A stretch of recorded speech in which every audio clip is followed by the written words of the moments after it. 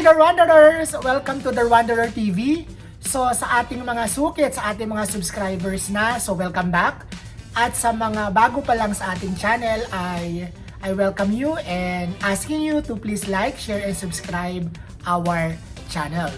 So today ang pag-uusapan naman natin ngayon ay tungkol naman sa pag-uwi ng Seaman. So last September 26 kasi nag-upload ako ng video, so ilalagay natin yung link dun sa video na yon sa ano ba ang new normal sa pag-join sa barko.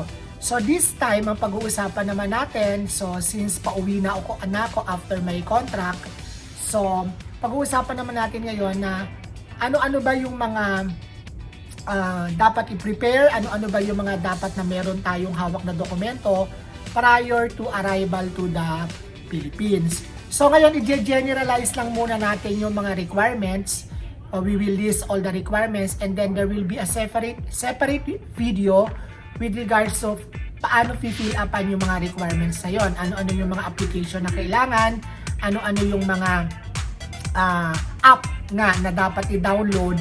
Fortunately, nabigyan tayo ng manning agency namin ng mga requirements na kailangan natin. Yun na nga, pag-uusapan natin ngayon ay ano-ano ba yung mga requirements na dapat meron tayo. So, ano-ano yung mga application na dapat na naka-download sa ating cellphone para maging ready tayo at less hassle pagdating natin sa Pilipinas. So, babasahin natin kung ano-ano yung mga requirements. So, prior to arrival into Manila, this information is as of October 2020.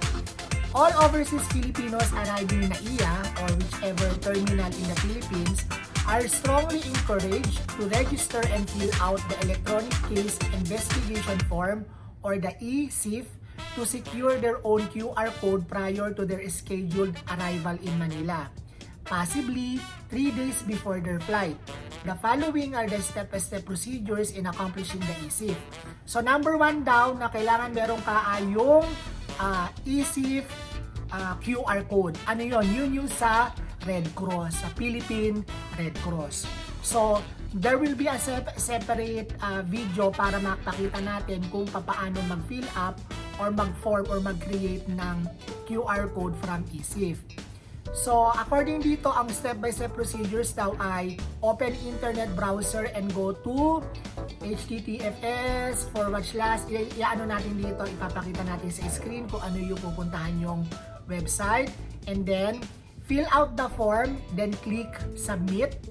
Save the QR code in your mobile phone or tablet by taking a screenshot or printing out a copy of the QR code. So, kailangan talaga ng QR code from e-CIF. Present the QR code upon health assessment for the RT-PCR testing for COVID-19 at the airport. So, number 1 step, you have to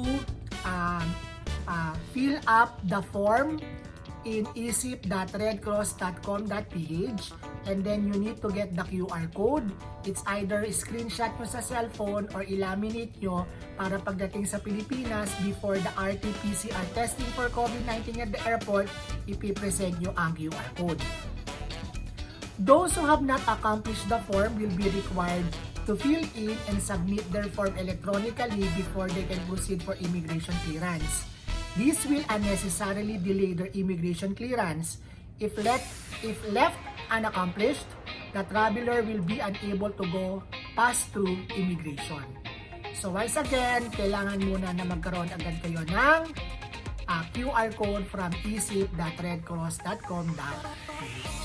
Okay, ang susunod naman, effective November 28, 2020, all prior entering the airport are required to download to Trace app. So this time naman kailangan magkaroon kayo ng Trace app. How to register? Just these simple steps. So meron tayong video, link will be in the description box para makita nyo kung paanong mag-register at makakuha rin again ng QR code or ID number from the Trace app. Download the Trace app from your mobile store and install it in your phone. Open the app and click the register button below, register as individual. Just follow the instructions indicated in the app and input the needed information. Activate your account. Meanwhile, for passengers who do not have mobile phones or any other mobile gadget, they may go to the Malasakit Help Desk at the airport where they will be provided assistance in getting a unique QR code. Or they may likewise ask a family member to register them with the app. The QR code can be used at any DOTR office nationwide. Upon arrival in Manila, you will undergo RT-PCR test at the airport. So once again, before the RT-PCR test at the airport, ano daw yung ipipresent? QR code ng e-CIF, that is for the Philippine Red Cross. This may take some time due to the volume of incoming passengers. Please be reminded of the following. Prior to arrival in Manila, you must register and fill out the electronic case investigation form of the Philippine Red Cross website. Submission of the application will generate a QR code that returning Filipinos must save on their mobile phones or tablets by taking a screenshot. They may also print out a copy of the code.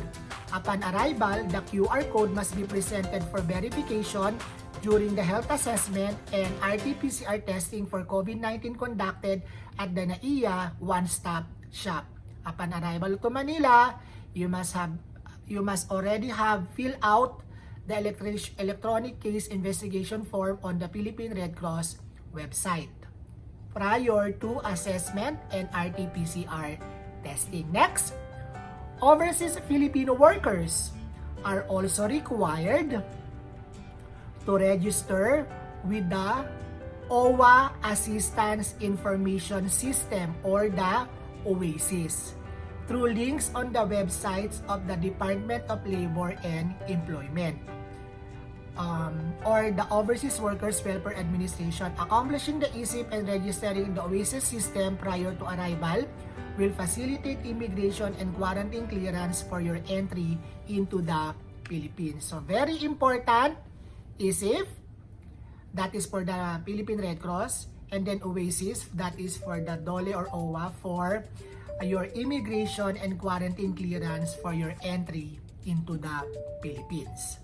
Once the RT-PCR test is completed and after passing through the immigration and custom formalities, please approach the OWWA counter at the airport and show them the attached email that your hotel accommodation has been approved by OWWA. Your OWWA designated hotel is depending on saan kayo ma-assign na hotel. You will stay in this hotel until your negative RT-PCR results come out. The hotel accommodation will be single occupancy and meals are included. This will be shouldered by OWWA. The cost of transportation will be shouldered by the company. So, they will send you the hotel house rules for your reference. You will only be released from the hotel and go home to your family once you have the BOQ or the Bureau of Quarantine certificate showing negative RT-PCR result. Okay, so ngayon na pag-usapan natin ay yung mga frequently asked questions. So the question is, what will I do upon arrival at the airport? So once RT-PCR is completed, kindly proceed to MARINA counter at NAIA for billing references. This is to avail OWWA-sponsored hotel accommodation.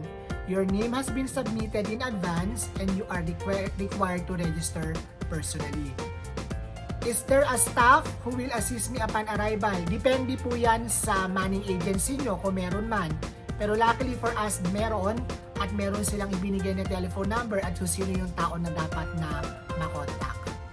Can I be picked up by a family member from the hotel once my RT-PCR is released? Yes. For crew members coming from Metro Manila and other areas in Luzon, your relatives can pick you up from the hotel. So meaning, pwede kayong sunduin sa hotel pag meron na kayong negative na resulta sa inyong swab test. Okay, next question is, what if nobody can pick me up at the hotel? Public transport is now available. So meron na doon public transport, siguro baka magta-taxi na kayo or mag-Grab or Uber or kung ano man yung available papunta doon sa uwian nyo or sakayan nyo. What if I live outside Metro Manila? For those living in other provinces in Luzon, you proceed to Parañaque Integrated Terminal Exchange or PITX And the government will provide provincial buses to Pampanga, Laguna, and other areas in Luzon. Relatives of group from Metro Manila residents and nearby provinces can pick you up from there if you want to. For those living in Visayas in Mindanao, there are available sleeper flights at NAIA Terminal 2. Flights are provided by the government based on available schedule. So yung i-part na yon, kailangan nyo maklarify dun sa OWWA representative sa hotel na inyong tutuluyan. So ito yung itsura ng trace. So again, meron tayong ibang video regarding sa trace. So tatlo ang dapat natandaan natin. Number 1 is register sa e-CIF, that is for the Philippine Red Cross. Number 2 is for the OASIS, and number 3 is the trace. And then always remember to coordinate, talk to people, talk to those that will be able to answer you sa OWWA representative or malasakit help desk. So once again guys, thank you very much for watching and listening, and continue like, share, and subscribe Darwanderer. Mabuhay po tayong lahat, mag-iingat po tayo, at sana po lahat tayo ay makabalik na sa trabaho. Alam kong excited na kayong lahat, but unfortunately, konting tiis muna tayo lahat. God bless and be safe always.